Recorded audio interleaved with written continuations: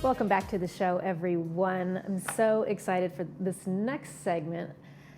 Please welcome a true champion for animal welfare, Judy Mancuso. I got it. It took me 3 times, but we're here. Hi, welcome to the show. Thank you for having me. Introduce yourself to our audience. Well, I am the founder, CEO, and president of Social Compassion and Legislation, and most recently an author as well. Congratulations. Of my book, Because They Need Us, My Political Fight to Save Animals. That's an amazing undertaking and very dear to my heart. I have had animals my entire life. I've got 2 cats right now. Yay. Love of my life. Yes. So what first sparked your interest in your passion for animal advocacy? Well, I've been an animal lover since a kid. And, you know, when we're kids, we think, you know, what are we going to be when we grow up? And my thought was a veterinarian. It was, you know, what a kid knows about helping animals. And then through my life, it turned out I went into information technology. I was doing that 20 years. But then there was a transition right when Hurricane Katrina struck. Really? And I went to help a friend that was a first responder trying to pull the animals from the water, from the vacant houses. And that was a change of life for me. And I thought, okay, what is success? Is success climbing the corporate ladder, making as much money as you can, or could it be making a difference in our lifetime and for the animals, for me? Right. So were you I living, transitioned. Were you living in that area at the time? Or Oh, did no, you no. go? I lived in Laguna Beach. I flew there. My flew friend there was just- from Los Angeles, and, you know, we knew that they needed help. There was Wow. a makeshift kind of a MASH unit that the National Guard had set up, and off we went.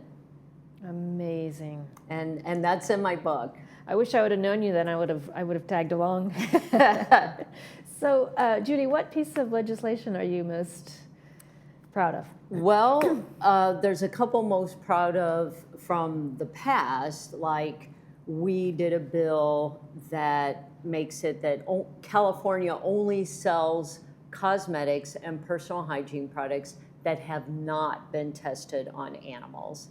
And time had come for that, but there needed to be a law that said, hey, we're not accepting this anymore. We want only cruelty-free cosmetics and personal hygiene products. And it was quite a fight, but we got it done, and everyone thought we'd never get it done. And it's been copied in 12 states. Oh, good. I was going It's to ask. changed the way that America and the European Union does business with China. So it was huge. Huge. Yeah. That's amazing. Anything else come to mind? Well, we kicked puppy mills out of pet shops. That was a very big deal, and said that only rescue and shelter animals should be in there. We got wild animals out of circuses, so now only humans and maybe their dogs and horses were left to still be a part of it, but no more bears and lions being beaten to sit on the big ball or whatever, you know? So that was a big one. Wow. I still can't believe that people allowed that to happen. And still across the United States. I mean, we It's were still a leader. happening? There's only a couple states that have done that, that have banned it. Even the animals in captivity, like at SeaWorld or... Right. when That's I a was- tough one to get done. Yeah, there was a park in Vallejo, Northern California, called SeaWorld, SeaWorld's in San Diego SeaWorld's as well. in San Diego, so it was another one, but they got shut down. Yes. So I was As they excited about should. that. Oh, it's just, come on, people. So how do you think that everyday Americans can help support animal protection? Well, they can do it first and foremost if they do have an animal by microchipping and spaying and neutering their pet, because that's mission critical. It helps stop the overpopulation problem that we're in a crisis in our state and across the United States, where there's too many animals, not enough homes, and we end up euthanizing perfectly healthy animals that should be in homes, That's so and instead sad. they go to landfill and rendering plants. And so first and foremost, that's what they should do. They should always adopt an animal from the shelter and rescue. And there's other ways, obviously, helping our group, which I know that you have a how to help up on your screen, which I really appreciate. And the way people help us is by filling out a form on our website that says we support your legislation. And then what we do is we turn that into a support letter that gets fed into the state portal, which is super important because the legislators look at the support and opposition to bills. And when they see this diverse list of supporters across the state, it tells them this is a good bill to vote for. This is really important. So it's mission critical. And of course, donations. But, you know, even if people don't have money to give, their voice is valuable, very valuable. And can't they volunteer at their local animal shelter? Absolutely. They can walk dogs, they can pet cats, they can help groom them, and it's all so important. And getting the word out for adoption. Yeah. We're lucky that we have those shelters here in the U.S. You know, I travel extensively, and my last trip to Morocco, specifically Marrakesh, I mean, you can't even imagine the thousands of cats that are just everywhere you look. No, that's everywhere sad. you look. And the dogs, of course, are out in the open range. It is so heartbreaking. You just want to feed every one of them. Right. But tell us about your book. This is so exciting because they need us. What was your inspiration behind The this? inspiration was everyone asking me, wow, how do you get these things done?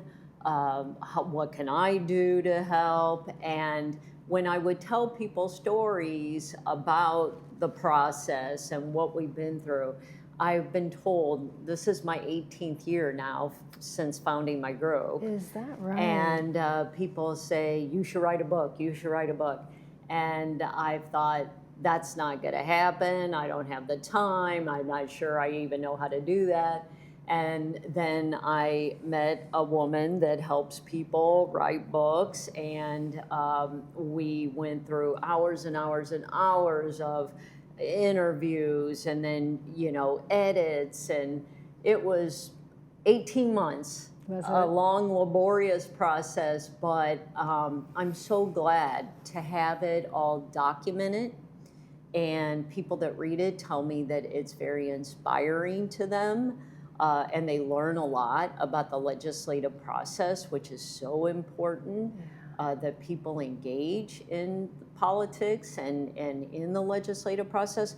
So I'm so happy that I did take the time in my life to do it, and thrilled with how it came out as well. Were you met with any resistance when you were trying to push these animal Oh, welfare my laws? A ton.